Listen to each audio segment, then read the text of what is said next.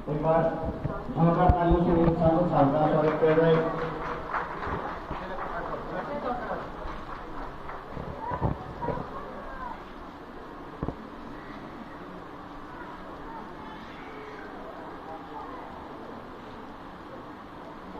बहुत बहुत स्वागत है सर आप हमारे बीच पहुंचे इस कार्यक्रम में। एक बार जोरदार तालियां सबके लिए।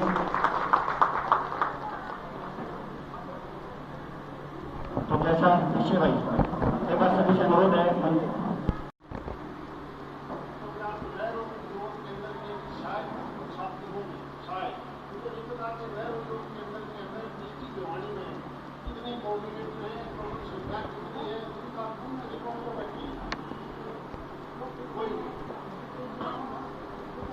आपकी ये स्ट्रेंथ नेचर ऑर्गेनाइजेशन है, एनजीओ का रूप है या क्या है, मैं अभी तक नहीं समझ पाया। मुझे जितने सदस्य उनमें से कोई आदमी अपनी अपनी चीजें जरूर बताए कि देखकर से लोग बताते हो अपने अपने घर में कौन सा बच्चा या आदमी है जो इस नेचर से जुड़ रहा है। क्या अपने घर में आप इस बचे हुए पानी से कोई घर की सब्जी बोते हो विदाउट डीएपी यूरिया? कहाँ पर बोले हो? सेक्टर 13 में क्या गज का प्लाट है? 85 गज के प्लाट में आपने कितनी सब्जी बना ली? एक नींबू है, एक बैंगन है, मिर्च है, पालक है, पुदीना है। ये स्टार्ट करिए। पानी कहाँ से लाते हो? पानी तो आता है सप्लाई के पानी से। कितने घरों में अपने अपने घर का काम चल जाता है उस नींबू से और उससे आप किसी और को देते हो? अभी तो हमारा ही चल रहा है। आपका चलेगा और बताओ नहाते कितनी बार हो? 2 बार सुबह शाम। एक बार चालू कर दे, पानी बचा ले। एक बार चालू कर और बताना जरा भाई और क्या क्या करना है बताओ मेरे को।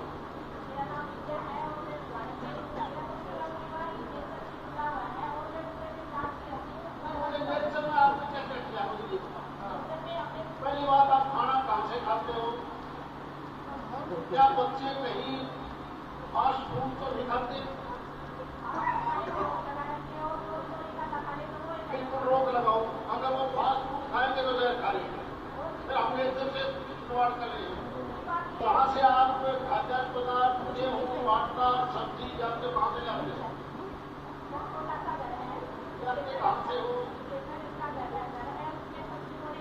में ये पूछ रहा हूँ कि आप कहाँ से जाते हो?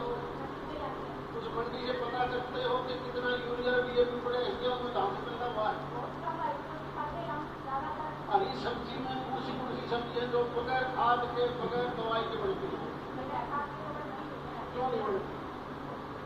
एक आध आदमी को समझाने की कोशिश करो तुम कहाँ से लाते हो कि भाई मेहरबानी करके मेरे लिए आप थोड़ी सी वो सब्जी को जिसमें दवाई ना छिड़कनी पड़े।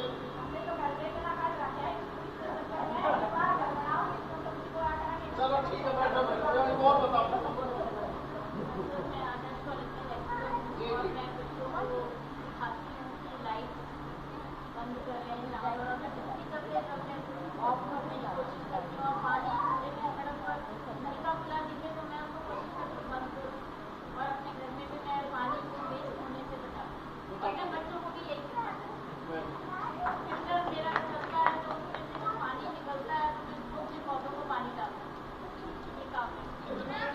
जी परिवार ऐसे हैं जो सप्लाई का पानी पीते हैं बगैर आरो के। क्या जिस पानी को पीते हो वो शुद्ध है?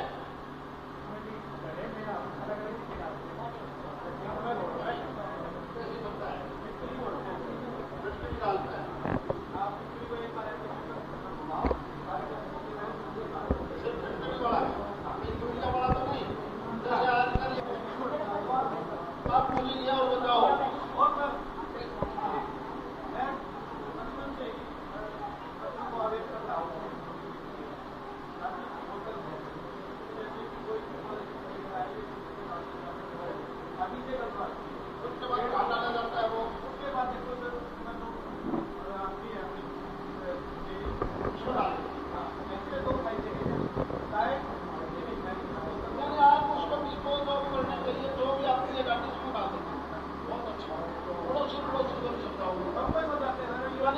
सबसे पहले शुरुआत करो पड़ोस वाले कि तुम भी ऐसा करो।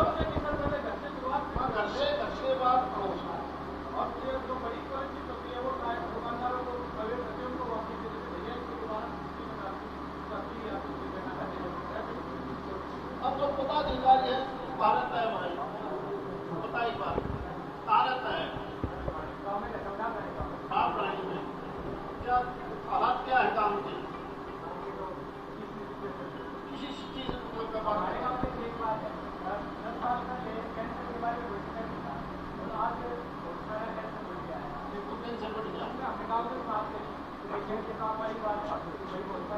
कितना सुने तो काम बढ़े।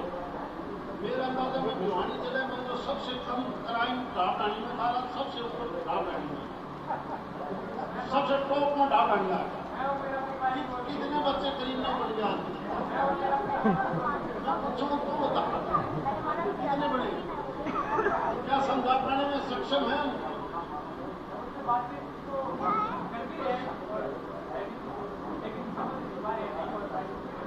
सबसे पहले घर से समझाना शुरू। ये भी पर्यावरण है, अगर वो हम क्राइम पैदा करते हैं वो भी पर्यावरण है। पर्यावरण का मतलब है कि हम पुराना सारे सिस्टम को कुदरती लेके आए, कुदरती के लेके आए। कितने लोगों को काम समझाते हो तो यूरिया नहीं डालेगा, नहीं डालेगा, है बहुत अच्छी बात।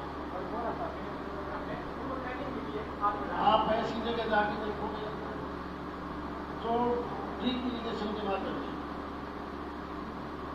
और किसी भी चने का पेड़ है, चने का पेड़ नहीं होता, चने का पौधा है,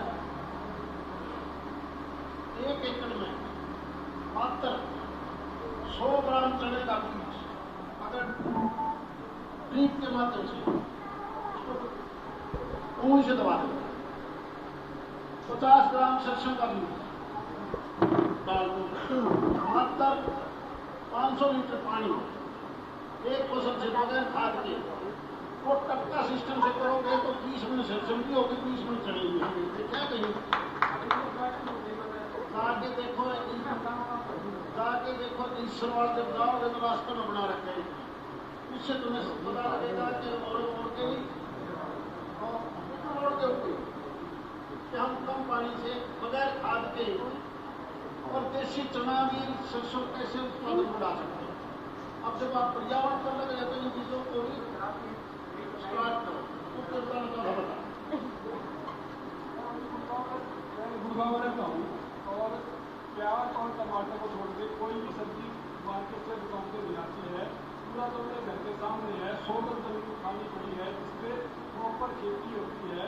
दुकान तक जिसमें मेरा 200 संख्या हमारे गाँव कोई नहीं करता है और हमारे घर से 4 घरों काम करता है तो कोई भी अगर सब्जी भाजी नहीं करता काम तो नहीं करते।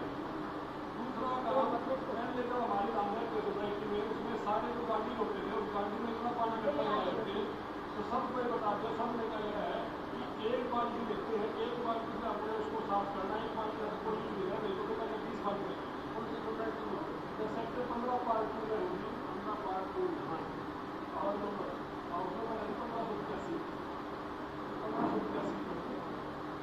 देखिए ऐसा है, मैं तो कमर्शियल जमाना है, खेती करने वाला आदमी तो सोचता है कि पैदावार बढ़ेगी तो मेरा घर का गुजारा होगा, अकेला ऑर्गेनिक पर चलूंगा तो मेरा गुजारा नहीं होता। लेकिन इसी बीच कमर्शियल लोग इसमें एंटर कर दिए। मैं गुड़गांव की बताता हूँ, ऑर्गेनिक सब्जी बेचने के लिए एक आदमी ने 1000 गज का प्लाट किराए पर लिया, जिसका किराया देता हूँ 10 लाख रुपया में। और मैंने पूछ लिया तो कहाँ से जाता है, मैं सुबह 3 बजे मंडी में तो सुबह ऑर्गेनिक के बेच देता भाई। कैसे हम इन चीजों से भी बचना पड़ेगा और वो चीज हमें शुरुआती तौर पर घर से करनी पड़ेगी। हम जिस घर में अगर किसी का बड़ा हाउस है, अगर उसकी पोजीशन ठीक है वो अपने घर से स्टार्ट करेंगे, ये खुद काम है, ये नहीं कर सोचा ले आओ जाए। दुनिया के विकसित देश में दुनिया में भी दोनों मिलकर भी साथ दे सकते हैं। मैंने बहुत बड़े बड़े लोग देखे जो विदेश में या अरबपति हैं, लेकिन वहां जाके मैं अपना काम नहीं करता। अपने देश में तो हम कर ही सकते हैं। देखा हुआ है एक खरगोश जिसने 6 बच्चे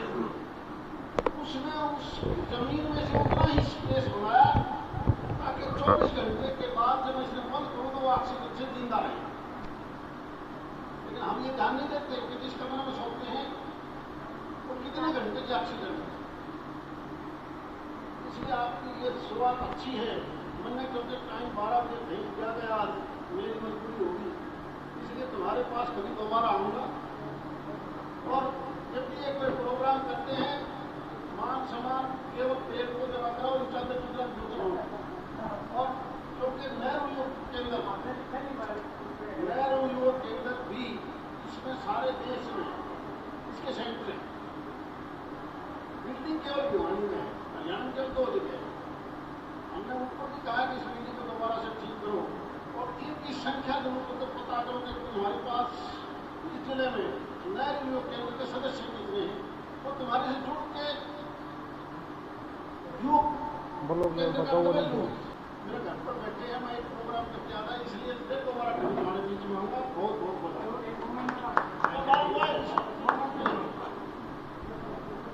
मेरे तो घर पर जैसे मैं किसी को पकड़ाना पड़ा है, मेरी तरफ से तरफ देना।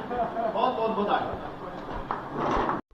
देता हूँ क्योंकि आज के दिन अगर किसी चीज़ की आवश्यकता है तो मैं ये मान के चलता हूँ सड़क, मकान, एक पहले कहावत थी रोटी कपड़ा और मकान, आज उतनी इस चीज़ की जरूरत नहीं रही। आज असल ज़रूरत है तो पुरानी संस्कृति और संस्कार और उसी का पार्ट है पर्यावरण। और ये फ्री में हमें पेड़ पौधे ऑक्सीजन देते हैं। दुनिया देश में कोविड जैसी बहुत बीमारियां बढ़ती हैं और ये जिस प्रकार ये मेहनत और लगन से लगते हैं, क्योंकि एक उम्र होती है नौजवानों की और नौजवान जितनी मेहनत करके किसी बीड़ा को उठाता है तो वो सफलता जरूर मिलती है। इसलिए सारे साथी इस पर्यावरण दिवस पर या पर्यावरण के जो एजेंडे को लेकर चले हैं, इनसे मेरी प्रार्थना है कि सारे देश और दुनिया में बाद में फैले। जहाँ पहले केवल हम जहाँ रहते हैं पहले वहाँ का वातावरण को शुद्ध करें। धन्यवाद। का कार्यक्रम पर्यावरण पंचायत का 10वां सप्ताह था, इसमें सांसद साहब भी आए और हमारा ये है कि जो पर्यावरण पंचायतें हैं, इस तरह की पर्यावरण पंचायत आज के बाद हम पूरे देश में ही शुरू कर रहे हैं। इसके बाद हर हफ्ते कहीं ना कहीं पर्यावरण पंचायतें होंगी। हमारा उद्देश्य है कि जलवायु परिवर्तन के ऊपर ज़्यादा से ज़्यादा जागरूकता हो, इस पर एक्शन हो और छोटे छोटे स्टेप जो हमने अभी डिस्कस भी किए उनको अपने अपने निजी स्तर पर भी उठा करके इस तरह के प्रयास करें कि जलवायु परिवर्तन को कम किया जा सके, रोका जा सके। बहुत खतरनाक मुद्दा है, बहुत खतरनाक समस्या है और ये भिवानी से इसकी शुरुआत हुई है। और किस तरह से आगे बढ़ाया जा सकता है इसमें जैसे हमने भिवानी में जब इसकी शुरुआत की थी तो हुड्डा पार्क से हमने 10 पर्यावरण पंचायतें की हैं। इसके बाद पूरे देश से बहुत सारे फ़ोन भी आ रहे हैं हमारे पास, हमारे साथियों के, कि हमारे यहाँ भी पर्यावरण पंचायत करो। तो लगभग अगले 6 महीने तक हमारे हर हफ्ते कार्यक्रम होने हैं और वो हमारे तय हैं। उसके बाद और आगे चीज़ें निकल के आएंगी। सरकार का कितना सहयोग मिल पा रहा है? सरकार अपने स्तर पर बहुत सारी चीज़ें कर रही है जलवायु परिवर्तन पर। हमारी स्टैंड विद नेचर का भी कोई कोऑर्डिनेशन गवर्नमेंट की चीज़ों के साथ नहीं है, लेकिन हम उन चीज़ों को भी सपोर्ट करते हैं जो सरकार अच्छा कर रही है और जलवायु परिवर्तन पर जो भी चीज़ें हैं। हमारा खाना पीना है, उन चीज़ों को कंट्रोल करना पड़ेगा और जो हम अनाज और खाते हैं, जो हम तेल यूज़ करते हैं किचन के अंदर, उनके प्रोसेसिंग को भी कोल्ड प्रोसेस पे वापस लेके आना पड़ेगा, क्योंकि उनकी न्यूट्रिशन वैल्यू और उनका जो कंटेंट है ओरिजिनल, उसको हम डिस्ट्रॉय कर देते हैं। चाहे आप आटा पीसते हो या तेल निकालते हो, उसका जो टेम्परेचर है बहुत हाई चला जाता है और इतने हाई टेम्परेचर में उसके इंग्रेडिएंट बहुत कम हो जाते हैं। तो उसको कोल्ड प्रोसेस से और स्लो प्रोसेस से ही प्रोसेस करके और उसको यूज़ करना पड़ेगा। ये छोटी छोटी बहुत बारीक चीज़ें हैं जिन पे हमें ध्यान देने की बहुत ज़्यादा ज़रूरत है और अगर छोटी छोटी सावधानियाँ भी रखेंगे तो उससे यकीन मान के चलिए हमारी जो शारीरिक बीमारियाँ बढ़ती जा रही हैं उनको कंट्रोल करने में काफ़ी मदद मिल पाएगी और हम देश को एक नई दिशा में ले जाने के लिए सामर्थ्य रह पाएंगे, सामर्थ्य हो पाएगा हमारा खुद का। क्योंकि अगर तन मन साथ देगा तभी तो हम समाज के लिए कुछ कर पाएंगे और अगर तन और मन ही कमज़ोर और बीमार रहेगा तो फिर समाज के लिए मैं नहीं मानता को अच्छा हम कर पाएंगे। इसी दिशा में हम ऑर्गेनिक फार्मिंग का ट्रेनिंग सेंटर भी रन करते हैं। 2016 से हम ये ट्रेनिंग सेंटर चला रहे हैं गांव निमड़ी वाली में, जिला भिवानी हरियाणा में, और अभी तक 33,000 से भी अधिक किसानों को हम मुफ्त में प्रशिक्षण दे चुके हैं। ऑर्गेनिक फार्मिंग को बढ़ावा देने के लिए हमारा कोई भी चार्ज किसी भी किसान साथी से नहीं होता है। और जो लोकेश भाई स्टैंड विद नेचर वाला जो मुहिम चला रखा है एनजीओ के थ्रू, इसमें भी हम पूरा सहयोग करते हैं लोकेश भाई को, क्योंकि बड़ा अच्छा ही शुरुआत है और बड़ा अच्छा कार्यक्रम है। हम सबको ज़रूरत है हमारी आने वाली पीढ़ी के लिए एक अच्छा समाज और अच्छा वातावरण प्रदान करने की, ये हमारा नैतिक कर्तव्य है। तो मेरी सारे समाज के सभी साथियों से सभी से अनुरोध है कि आप लोग भी स्टैंड विद नेचर से जुड़िए और अपनी प्रकृति को बचाने के लिए इस लड़ाई में हम सब का साथ दीजिए, ताकि आपकी आने वाली जो पीढ़ी है वो सुरक्षित रह सके और स्वस्थ रह सके। धन्यवाद। जय हिंद। नमस्कार।